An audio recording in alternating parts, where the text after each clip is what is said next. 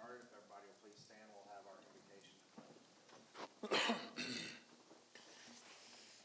Father God, as we come to you tonight, Heavenly Father, we come to you asking you to give us the continued mind of collaboration and unity, Lord. As we come together with these agenda items, allow us to be able to move in a cohesive manner, Lord, always elevating your name. In your precious Son, Jesus' name, amen.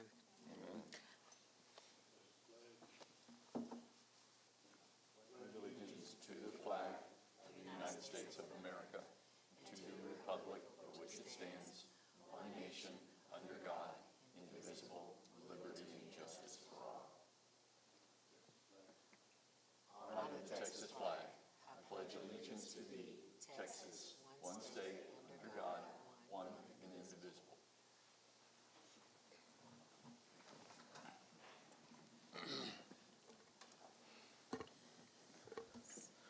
Well, we have a quorum present tonight. We have Ms. Clark, Mr. Chuck Thompson, and Mr. Michael Buckley, and Mr. Emilio Lavario, and Ms. Juanita Limon, our wonderful city secretary. So welcome, everyone.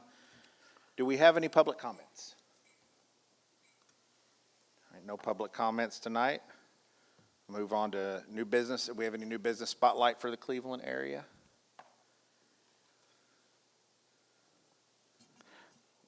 Yes, we do. Oh, yeah. Yes. At this time, we'll have Justin Owens with Citadel. Was there public comment? No, no public. Okay. Yes, yeah. I think we're going to show a video, and Justin's going to talk about their company. Hello. My name is Justin Owens. I'm with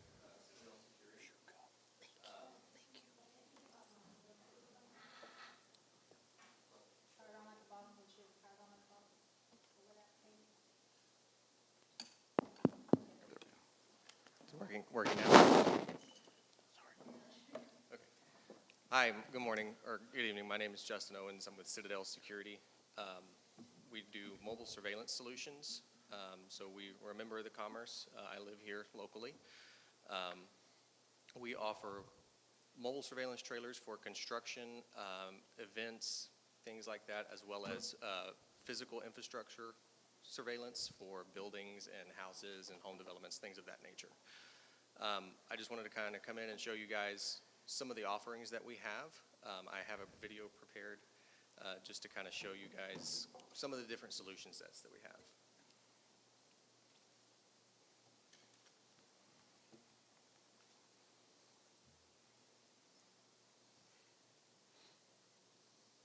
And I'm just going to talk through it a little bit. So this is one of our new AI solutions here. It allows for native language searching.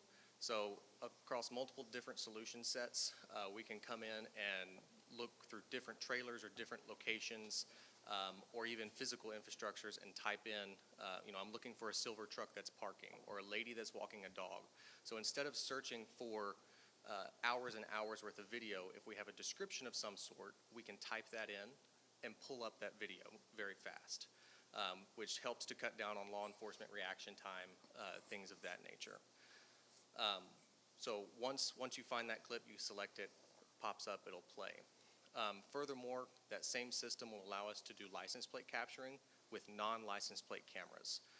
So we can take a camera, zoom it in, it's going to monitor vehicles coming and going, it's going to count the number of times. So you'll notice here this red Ford Bronco, it came through twice, this pickup came through 3 times, and it's going to give you a timestamp with every single time that it came through that gate or whatever it is that we're monitoring.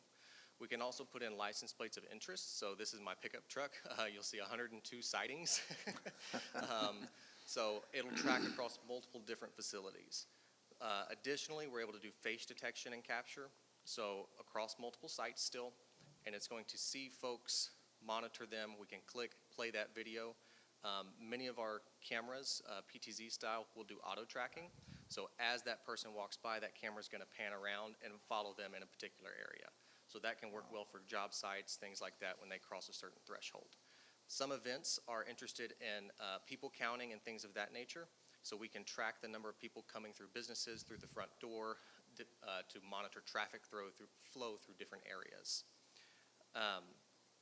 Lastly, and what made us stick out at the Sylvan Beach Festival is we have the ability to provide a public live view link where I can provide law enforcement with a link they click, and it's going to pull in all of the video feeds from all of the cameras that they're providing. So I just turned that on in that clip, and immediately it showed up.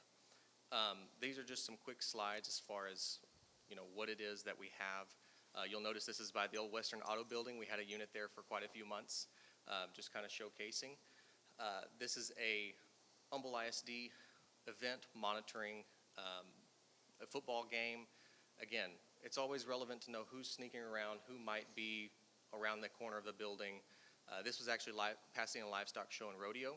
We had teenagers that continued to jump the fence during events.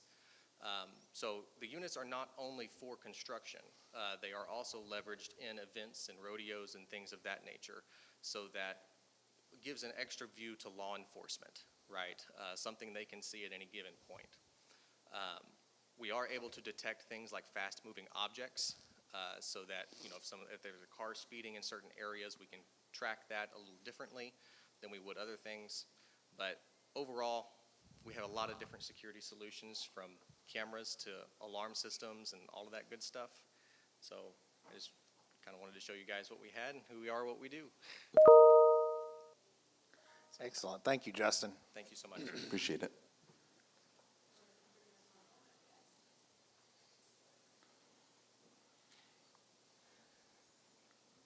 Good.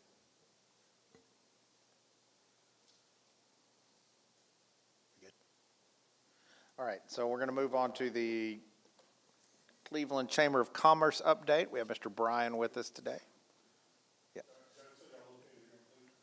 I live in Cleveland. Our office is currently in Humboldt. Yeah, no worries.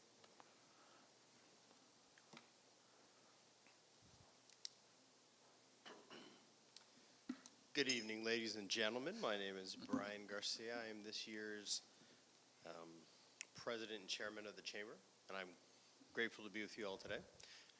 We continue to thank you guys for your support. It's I feel like this is a great partnership. It continues to be a great partnership, and we're continually excited to be working for the betterment of the Cleveland community.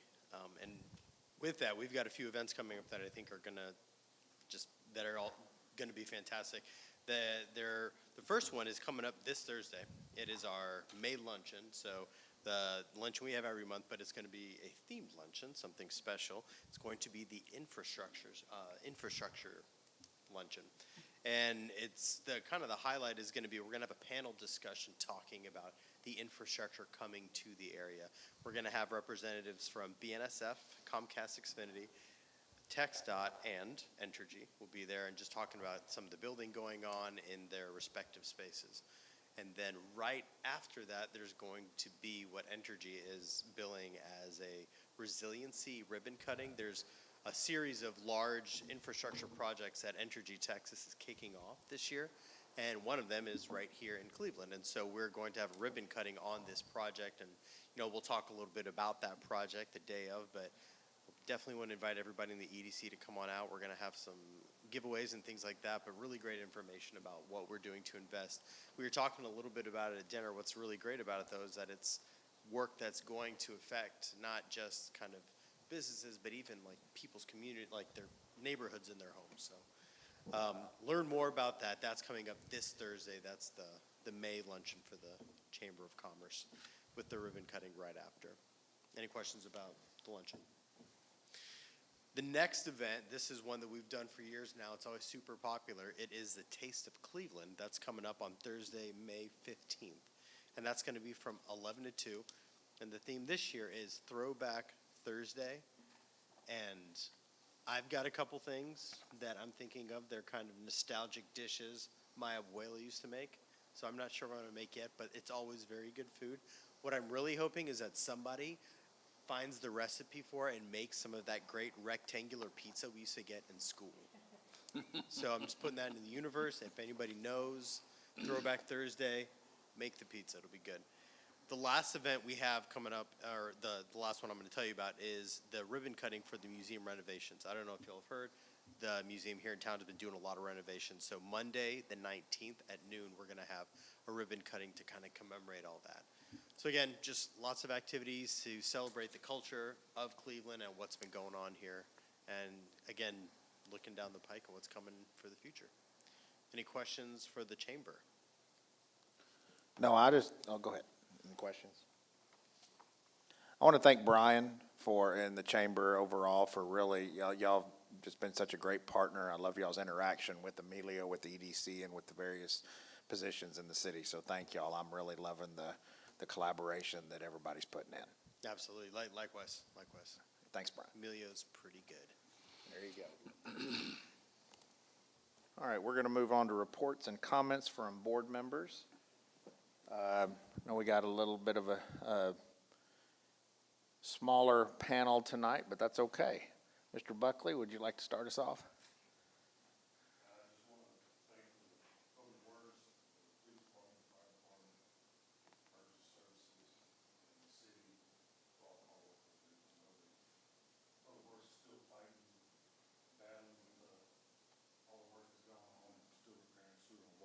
And I do appreciate the hard work they're putting in. All right, thank you. Ms. Clark? I don't have anything. Mr. Thompson?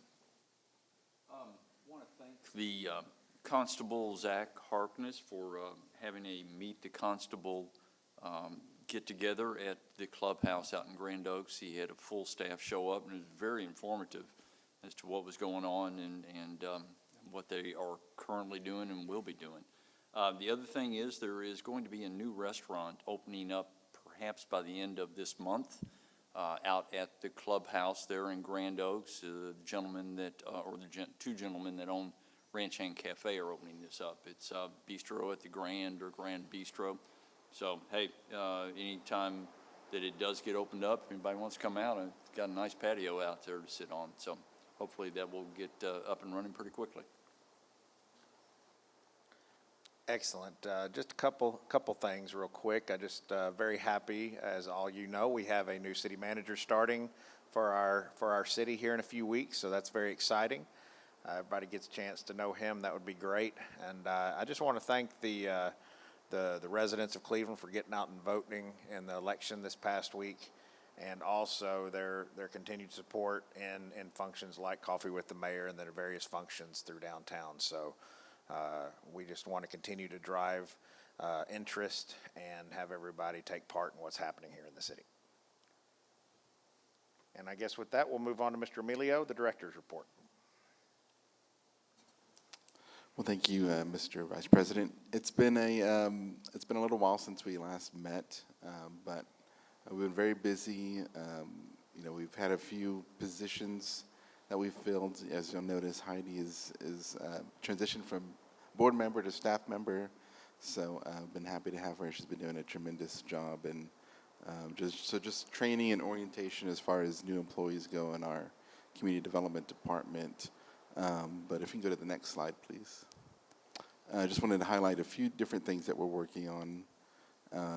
Primarily, I just wanted to bring attention to the capital investments that we're seeking and pursuing through a ton of RFIs that have come through the Governor's Office of Economic Development and the Greater Houston Partnership, our regional economic development office.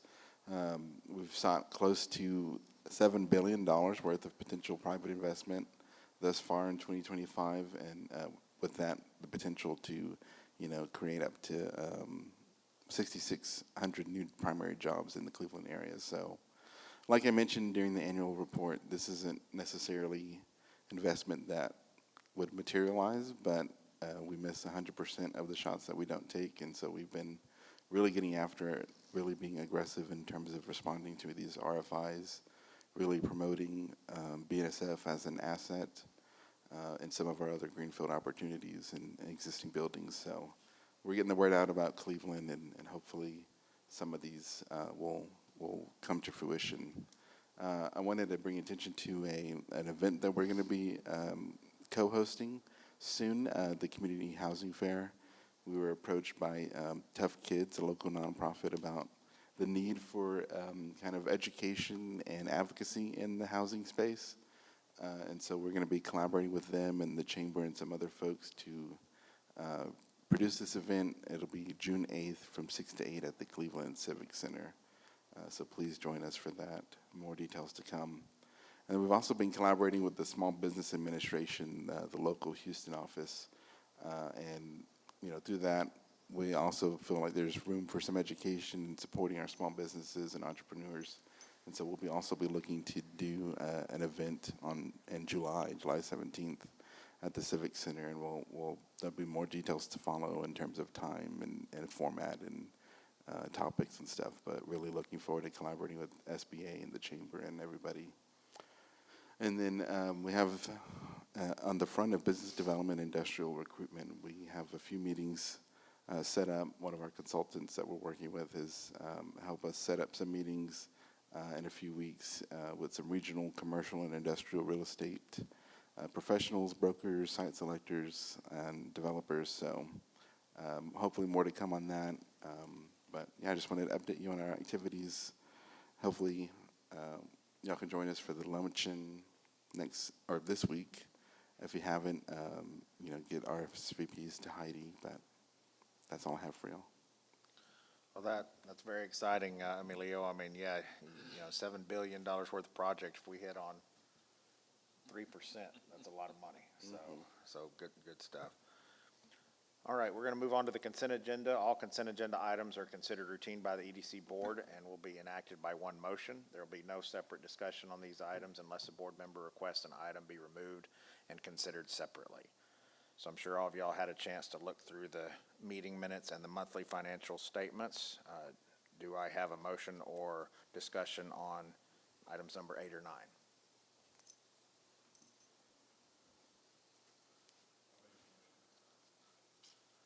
All right, made a motion by Mr. Buckley to approve the consent agenda. Do I have a second? Second. Second by Mr. Thompson. All in favor? Motion passes. Unanimous. All right, on to our discussion and consideration.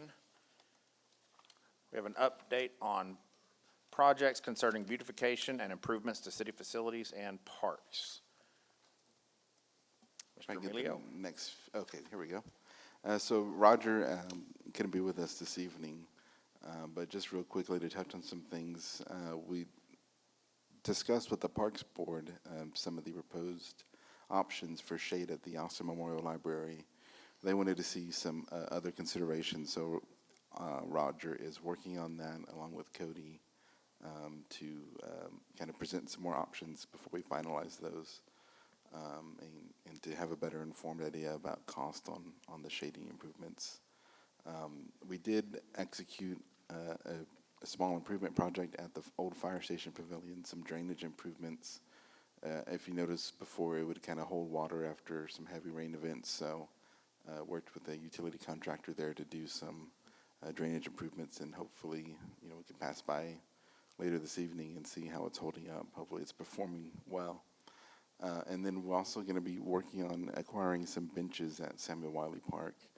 But more excitingly, Roger, through the city's funding, is working to do a lot more larger park projects there at Samuel Wiley. I think a walking path and some new upgraded playground equipment. But the benches, through EDC support, will be an added complement there.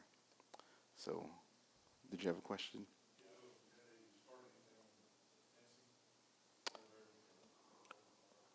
We are working with CISD. I think Cody and Roger are working on some measurements to give to them, but it's looking like we're running out of time with this current class, and so that may be a project for the next class, next school year. So, and that was just in an effort to utilize the CTE kids and give them some experience and collaborate with the school and the CTE program there. I think that's all we have on parks and improvements. Any other comments or discussion for Mr. Emilio? All right, we'll move on to item number 11, presentation of targeted industry analysis. Yeah, so I distributed some material, the draft targeted industries analysis with the packet.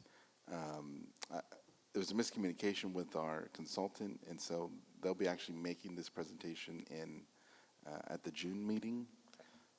But happy to answer any, cursory questions that you have on the draft. But I think it would be more of service to us if we waited for that presentation from our consultant. Yeah, I agree, because this is pretty inclusive. Yes. Does anybody have any questions, or are we just going to wait here for the June? We'll wait till June. All right. Excellent. So we'll just re-put that on the agenda. Yes, sir. All right. Move on to item number 12, revision of EDC bylaws. As we all know, we took the first 3 articles in our last meeting. So, Emilio, why don't you take us through items 4, 5, and 6? Sure. And I don't know if anyone in the audience is interested, I'm sure we can produce some copies, but this is pretty dry stuff. Y'all don't have to stay for this part of it. I think this is the last thing on the agenda before executive session, so if y'all want to go at this point, you're You are free to more do than so. welcome to stay, but Yes, not kicking you out either. enjoy Thank the you, weather. Brian. Stay dry. We wanted to wait till it started raining in earnest. So, starting with section 4, really the only material change here that we're looking at is at section 4.02, election in terms of officers. With that, instead of being the annual meeting, because if you recall, we replaced the annual meeting with the annual report. So with that, we need to change this language, amend it to instead, the board of directors would hold these elections the first meeting of every calendar year. That is the intent there. Section 405, again, some more material changes.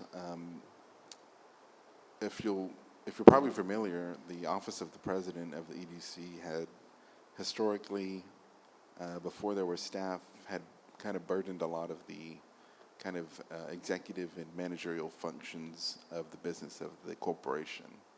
As we've evolved and as we've incorporated staff, the need for this language to change is come before us. So that's really the intent of the all the language there that's stricken. But to address some of that, we've added some red lines later in this section.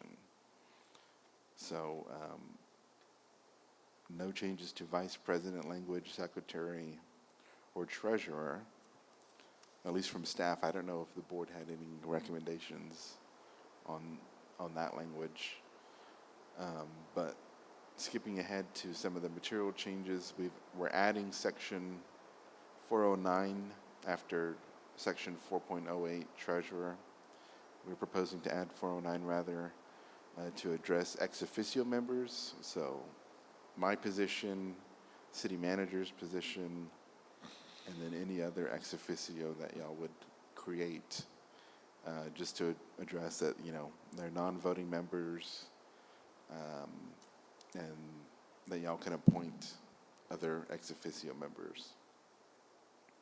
Then we look to add section 4.10, management of the corporation. And again, that's kind of addresses some of that intent that was taken out of the president language and incorporated here, just to the business and the affairs of the corporation and all corporate powers shall be exercised by or under the authority of the board of directors, subject to applicable limitations imposed by the Texas Nonprofit Act, Nonprofit Corporation Act, the Texas Business Corporation Act, the Texas Development Corporation Act, and its articles of incorporation or these bylaws.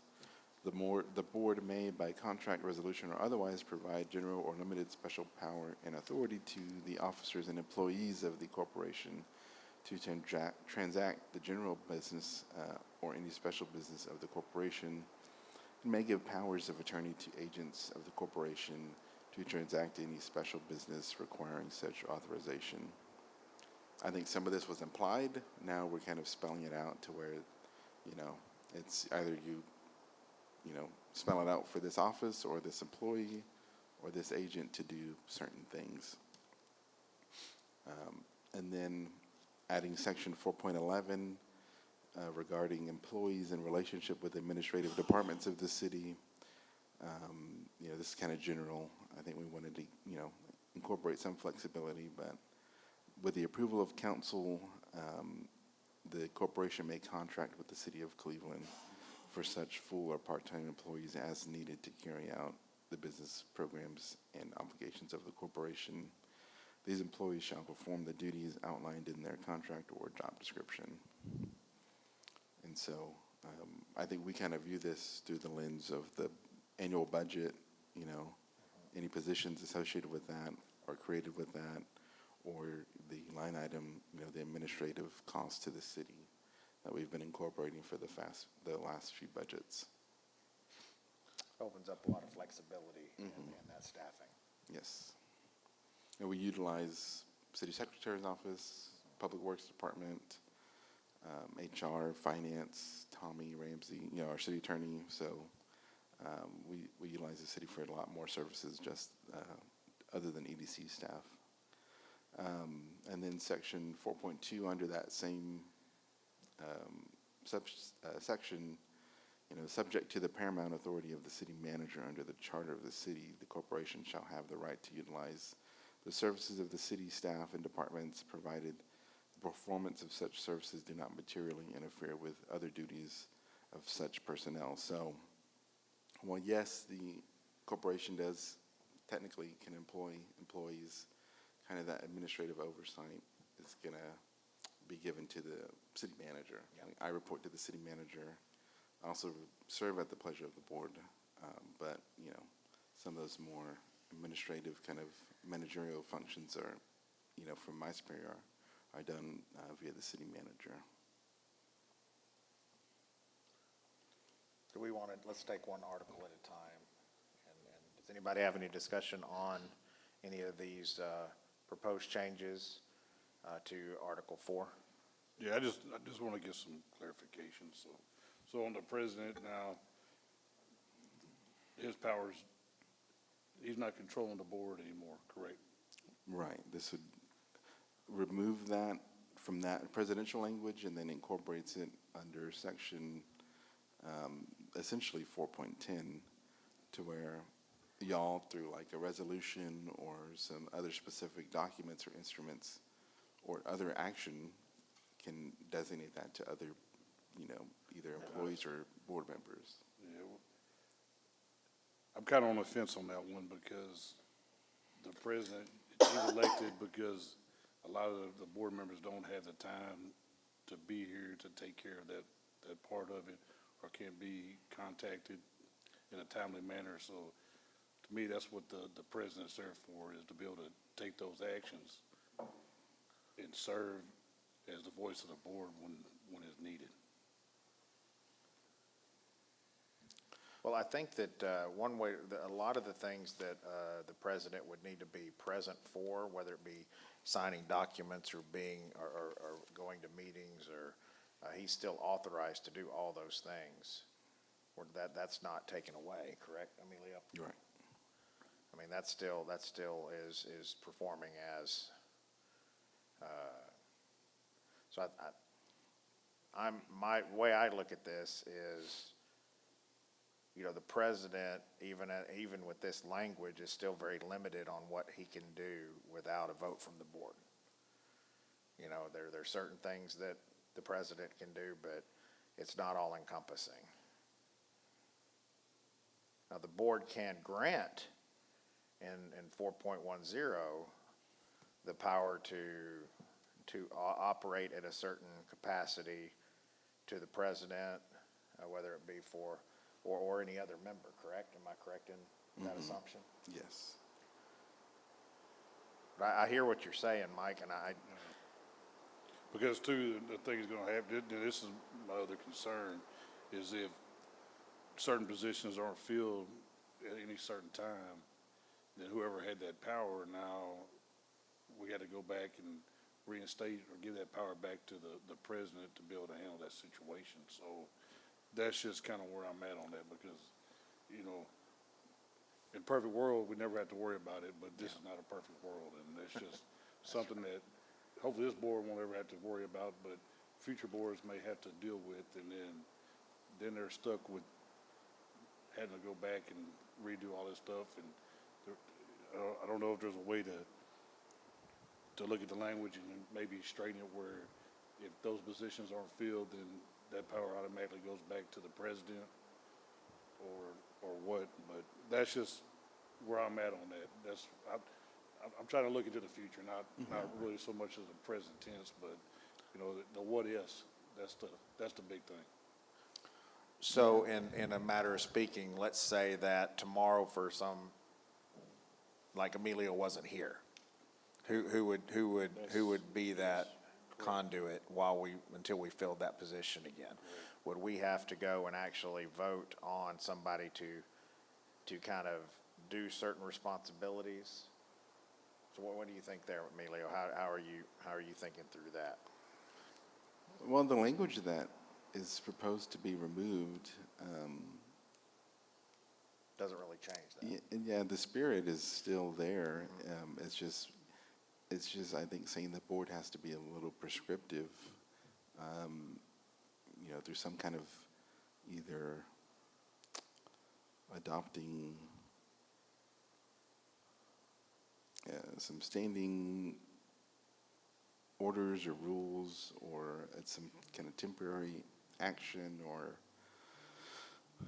some explicit, you know, document at a later date whenever the issue would present itself. But I think the spirit and intent of the current language is still there in 4.10. You just have to be, To grant those yeah, you just have, responsibilities y'all as a board. by a board vote, yeah. Right.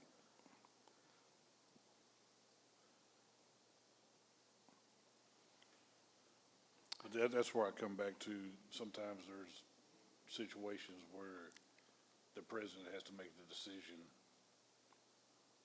because of a certain occasion has arisen, you know. It's far and few between, but there's always one or two little small things that there's no need to have the whole board involved. You know, me being as a member, I can see something small, if the president needs to make a decision at that point, and, you know, it's a small decision, but it's something that needs to be right now.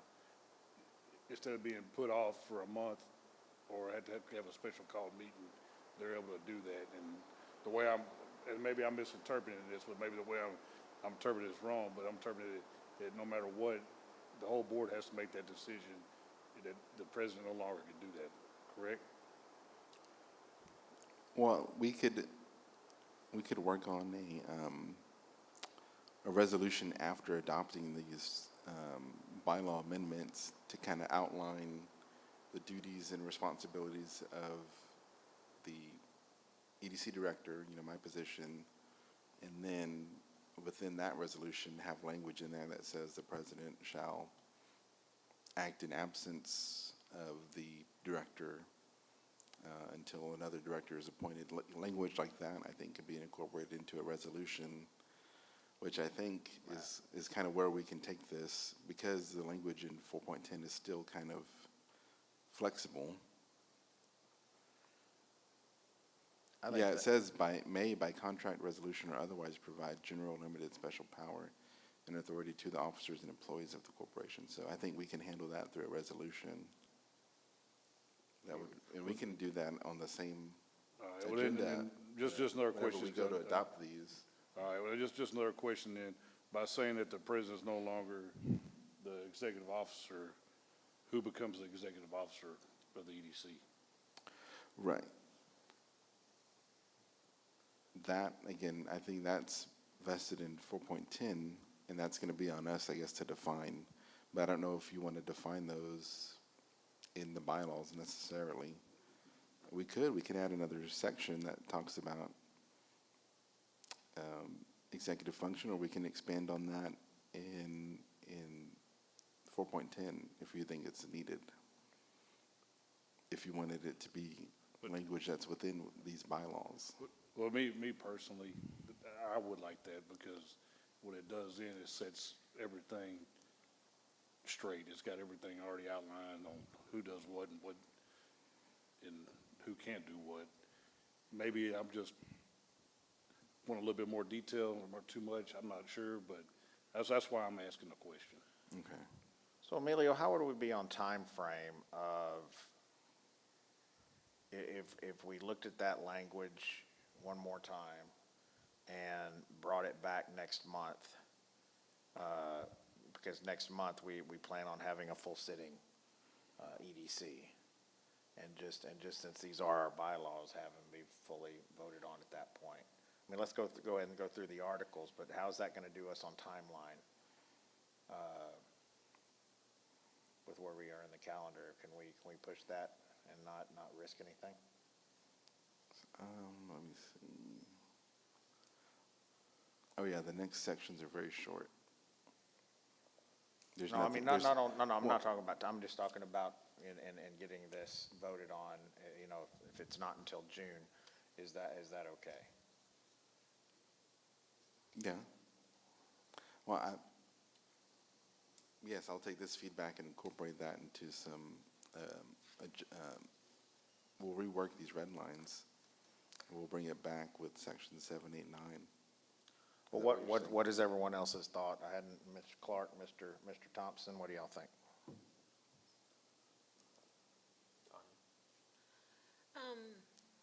I really didn't have much of an opinion. I do understand what, Mr. Buckley is saying, and I respect that, and I could see why in the futures that could become some levels of contention.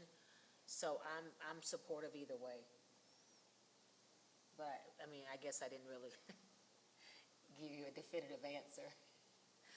But, I guess because we are writing these articles and it's not something that we revise often, I think that we should make sure that the language allows the president to be able to execute any actions that need to be executed, without having the delay of trying to get a consensus, because we utilize that individual as that spokesperson. And it says, but it still says in Article 4.05, President, execution of any contract or instrument shall have been authorized by the Board of Directors. The President shall execute same, except where the power is expressly delegated to another officer. So if there was something that the board had delegated to a certain person, couldn't overstep that, but it still gives it still outlines that is the job of the president. But I think in that language, I'm sorry. Bless you. Thank you. But I think in the language, let me go to where you're seeing that at. 4.05. Contract or instrument. I think that is, I guess that is exact language. But I think what I heard Mr. Buckley was saying, in the event there needed to be a meeting and they needed to make a call, not necessarily a contract, but just maybe a decision, or is this something we want to be able to research? Does he still have the positional power to be able to make that call, or would they call all of us to try to get that consensus? Is that clear? So let's be hypothetical. So there's an event happening and they need the EDC to be able to say, yes, we would like to participate in that, or yes, we will be willing to commit time, funding, or resources to that. Would that have been a call that our prior president would make? Or would that be Emilio trying to get the board together to say, hey, is this something y'all want to move forward with? I think that the former of what I said should happen, where whoever's the president should be able to make that call for us, because that person is the vocal or the voice of the board. And I think that's what you were alluding to, right, Mr. Buckley? Because I agree with Mr. Buckley. There are times where you're not going to be able to get us on the phone to make those decisions, and that's why the president makes themselves available by taking that position. Chuck?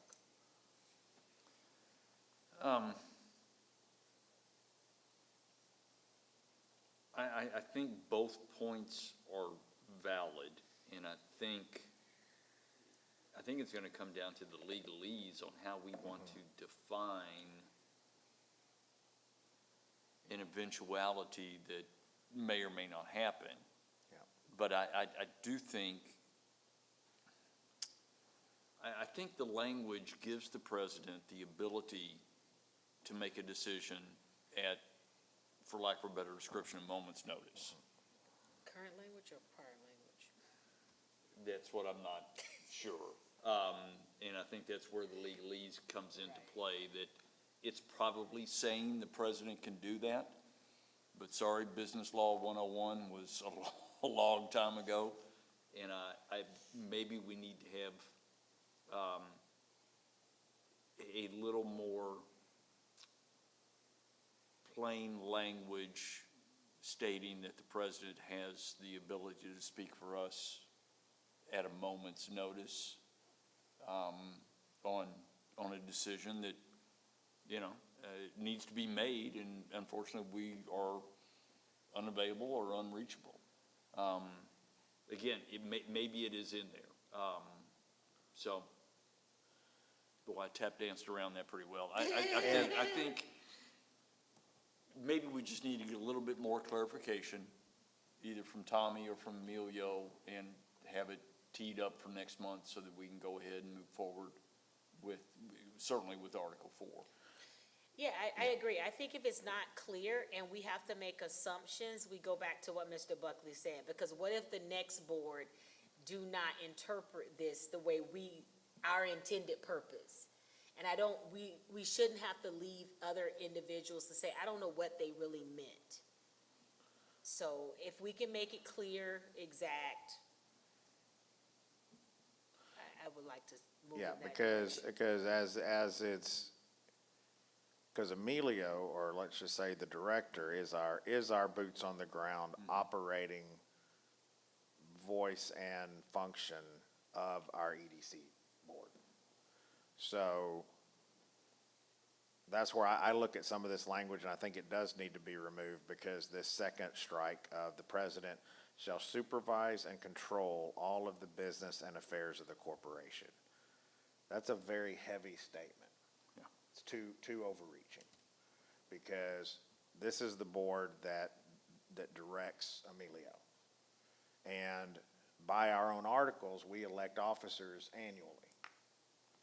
So is Emilio, we don't want to, I would think that our goal would not to be potentially to set this up, just like you had said, Mr. Clark, to where every year when officers are elected, if we have a different president, or if council selects different members of this board, that all of a sudden directionally the EDC can change that quickly.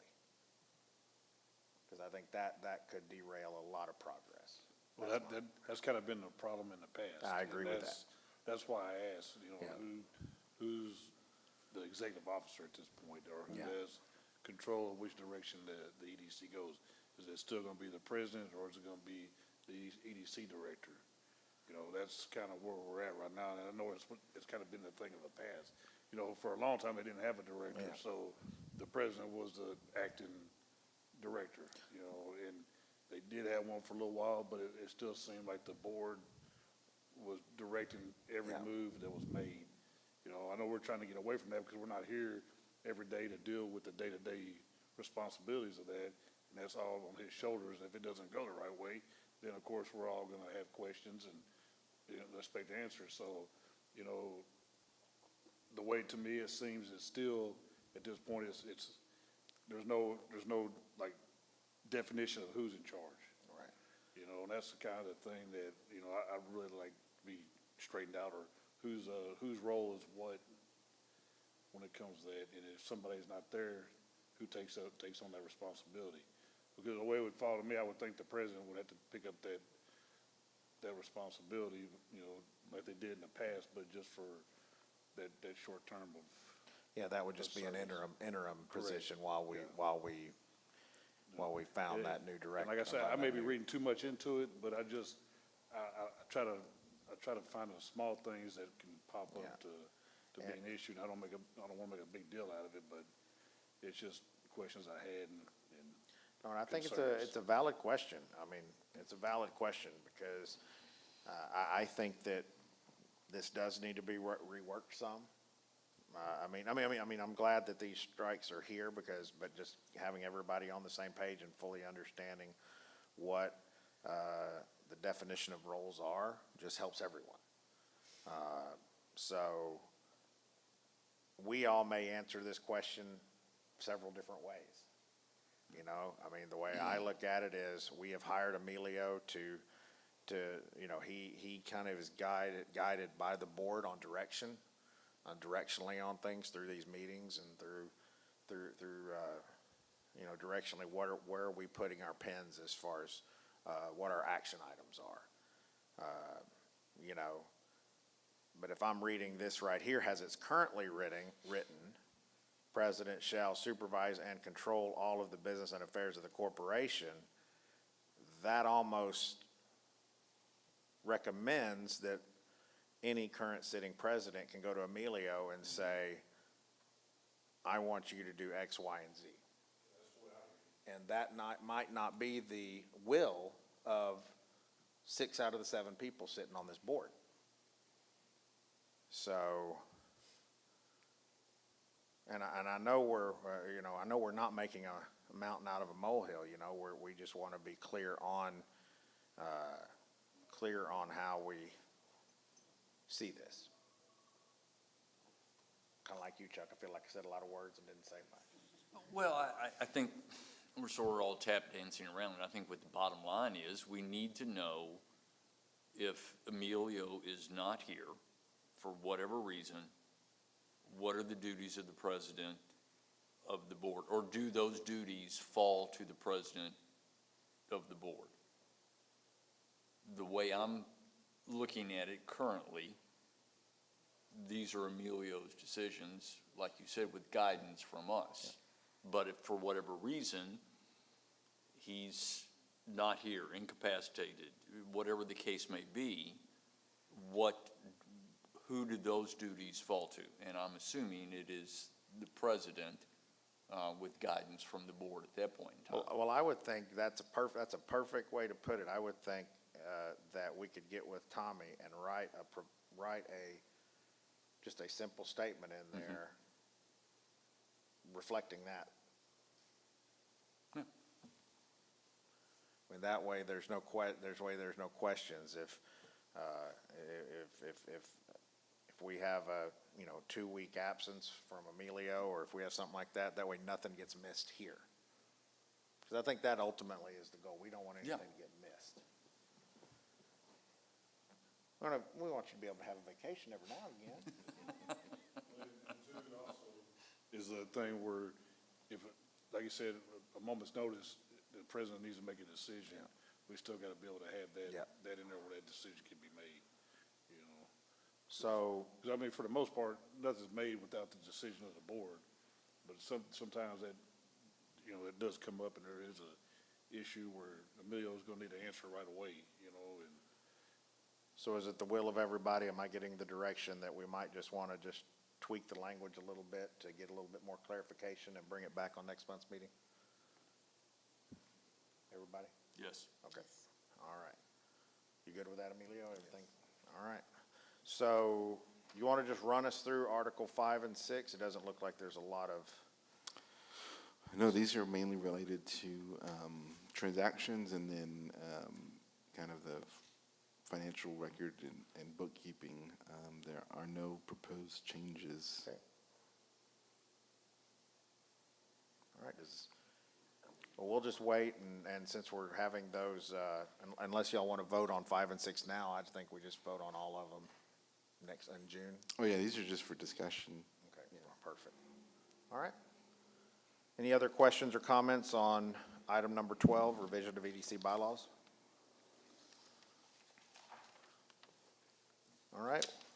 We're now going to go into closed executive session. The City of Cleveland Economic Development Corporation reserves the right to adjourn into an executive session at any time during this meeting to discuss any item on the agenda as authorized by Texas Government Code Sections 551.071, consultation with attorney 551.072, deliberation about real property 551.073, deliberations about gifts and donations 551.074, personnel matters 551.076, and deliberations about security devices and 551.087 Economic Development.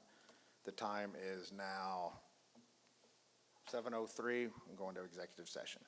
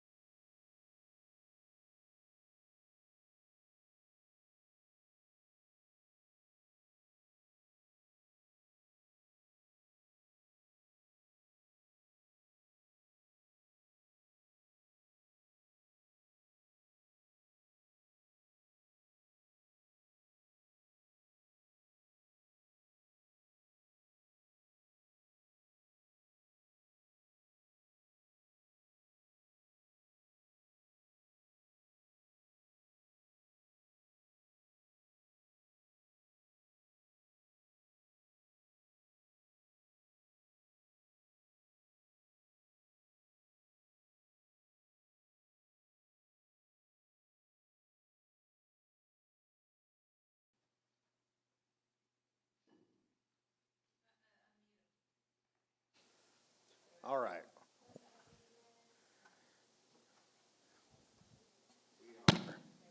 There we go. All right, we are back from executive session at 7:30. Do I have a motion to adjourn? All right, second? I second. All in favor? Have a good evening, everyone. Yeah. Yes.